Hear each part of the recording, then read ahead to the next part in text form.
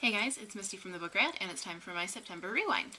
So this is a look back at what I read in September with a quick thumbs up, thumbs down rating, and a little mini review. I started off the month pretty good, and then I definitely tanked towards the end, but I'm gonna get right into it. First up, I read September's Stack of 5 winner, Born Wicked by Jessica Spotswood, which I have already done a video review of, so you can find that here.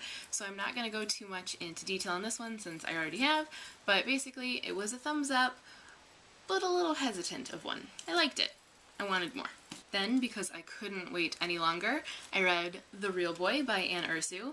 I've already done a written review of this, and I actually have a giveaway going on right now, so make sure you go enter that. Hopefully it's still running when you see this. But basically, as expected, huge thumbs up. I love Anne Ursu's writing. She's just a natural storyteller. It's very engaging. It just draws you right in. I love the world that she created, but most of all, I really love the characters. Oscar and Callie were phenomenal. I think that both because of them and because of the story that's being told, that this is an excellent crossover book. I think it works for middle grade, I think it works for YA, and I think it works for adults. So if you are looking for something to read with your kids or your class, or something to pass around among your, nieces and nephews or younger brothers and sisters, whatever it is, or if you're a kid and you want to get your parents to read something with you, or an older friend or family member or whatever, I think this is a great one. I think that it will work on different levels for all kinds of different people. It's magical and it just has that sort of nostalgic childhood feel, but it doesn't rest on that. It is its own strong story. It does have a kind of message to it, but it's not, a very important announcement type of message. It's not didactic. It doesn't beat you over the head with it. It's not preachy. It's just really well done. Everything comes together nicely. She really explores the gray area rather than resting on black and white. It's just done beautifully, and I loved it. You already know I love Anne Ursu because I talk about breadcrumbs all the time. After that, I read The Chaos of Stars by Kiersten White, which does get a thumbs up, but sadly I was a little disappointed in this one. Now, partly that's because I love Kiersten's writing so much, and it's normally a really good funk breaker for me, and this just felt like it was missing some of the sparkle, I guess. I also wasn't a huge fan of the main character, Isadora, in the beginning. I mean, she definitely did grow on me, but she has this kind of bratty teen tone going in the beginning, which absolutely makes sense, and it absolutely works for her story and her age, but at the same time, I don't want to listen to bratty teens. But that did change. It did grow on me. It's a very quick and very engaging book. It really is. It's a standalone, and Kiersten has said it's going to remain a standalone, but I could definitely see potential for this becoming a series, so honestly, I wouldn't be surprised if down the line it does. It takes on the Egyptian gods in a modern setting, and I really liked how they were adapted to the modern setting. It's very, run-of-the-mill dysfunctional family with these sort of godly aspects tossed in, and that really worked for me. I thought that was really fun. I also liked Isadora's development and, how she grows and how she begins to reassess her life and the grudges that she bears and sort of grow up. It's got that kind of coming-of-age feeling, which I think really makes sense and works for the story. It was kind of a so-so reading experience for me. I liked it and I would still recommend it, but yeah, that. Next up, I read Across Starswept C by Diana Peterfriend, which is the sequel to For Darkness Shows the Stars. And I have to say I was a little hesitant about this going in, just because the first book was a retelling of Jane Austen's Persuasion, and this one is a retelling of The Scarlet Pimpernel, and I wasn't entirely sure how those were going to work together or whether it was going to feel forced.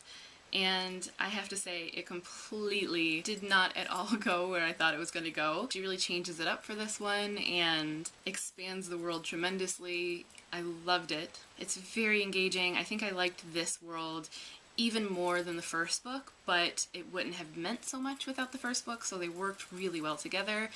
All in all, huge thumbs up. The main character, Persis, is female lead after my own heart. She's strong, she's smart, she's compassionate, she takes a lot on the chin, and she just kind of deals with it and rolls with the punches and just keeps going, and I really, really liked that. I thought the ways that Peterfriend worked in the story of The Scarlet Pimpernel were just great, just perfectly suited to the world that she's created, but also to the retelling aspect. It's not obtrusive. If you haven't read The Scarlet Pimpernel, I don't think that you're gonna be confused by it because she's trying to force her story on an already established story. It wasn't like that at all. Everything worked together. Everything sort of complemented each other. She was smart in the way she picked and chose aspects. It had tension and it had all of those sort of miscommunications and things that amp up your good anxiety, if that makes sense. It just worked. It was really, really enjoyable. And if you liked the first book or were so-so on the first book but were curious about book 2, I would definitely recommend picking this up. Next up, toward the middle of the month, I was offered a book that I probably should have said no to for time reasons, but I couldn't. And then I probably shouldn't have read it right when it came because of time reasons, but I couldn't. So I ended up reading Captive, A.D. Robertson being a pseudonym for Andrea Kramer. This is the adult Sexy Times spin-off to her Nightshade series. And I don't want to dig out Nightshade, so this one's closer. Here's Wolfbane. This is this series. This is a spin-off of this. Now, even though I've only read the first book, Nightshade, I was familiar enough with the world and know that this is set apart in its own story, so I didn't feel like I needed to finish Nightshade before reading this, but I was mostly really curious to see how she would spin this into an adult series. So basically, her YA editors kept cutting out some of the steamier moments of her YA books, so she decided to pour it into an adult book set in the same world, and she did.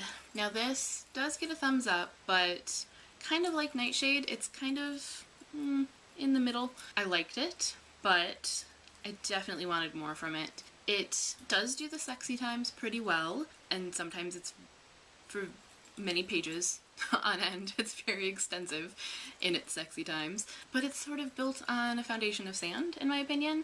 The characters don't know each other very long, and there's a conflict of interest there. I don't want to get into what it is. Oh, maybe I can, because the title is Captive. Okay, so one of them is a prisoner of the other one, which can work. I like the begrudging respect turning into affection thing. Worked brilliantly in Poison Study by Maria V. Snyder. But this one all takes place over less than a week. And the die-hard love comes after 2 days? 2.5 days? I think you'd still be adjusting to, hey, I'm a prisoner, rather than, hey, I love you. It kept my believability back, which meant that it didn't work as much for me. But at a certain point, you have to decide to either turn off your brain and go with it, or be mad at it. And I didn't want to be mad at it, so I just turned off my brain and went with it. So once I got over the fact that there were some foundational things that really bothered me, it was a really engaging story. I think it makes an interesting companion to the Nightshade series. I don't know if there's going to be more in this series, I assume there is. But it kind of feels more like a little moment in time, and like it doesn't really have much of an impact on the Nightshade series until you get to the very end and you realize that these people are kind of bigger pieces in the overall game. But it's very insular feeling, which works because they're on an island and they are isolated. But it was fun. It was quick, it was fun, it was definitely steamy. If you're curious to see how she adapts the Nightshade world into adult fiction, I'd say pick it up. If you are curious about, the steaminess, or you like sort of erotic paranormal, it's very quick and not a waste of your time. I just always want people to push further. And Andrea Kramer, I feel like, is one that doesn't push further. And I see the potential for her to, and that's what ends up knocking it back for me. But still, enjoyable, good time. That was all I finished in September, but as I said in my October TBR, I was in this mood the last half of the month where I wanted to read all the things, and so I ended up finishing none of them. I read bits and pieces of everything else that was in my September TBR. The one that I read the most of was Sorrow's Knot, and the only reason I put this down was because it comes out the latest. So I would have finished this by now. I am almost done with it. I'm not going to rate it yet, but so far so good. And the same was true of all the rest of them. So if you want to see what else I started and picked up and put down and picked up and put down and all of that over and over again, you can find all of those in my October TBR because they just got pushed over a month. That was all I read in September. Let me know what you think of the books I read and my thoughts on them. And let me know how your month was. How was your September reading pile? That's all for now. As always, thanks for watching and happy reading!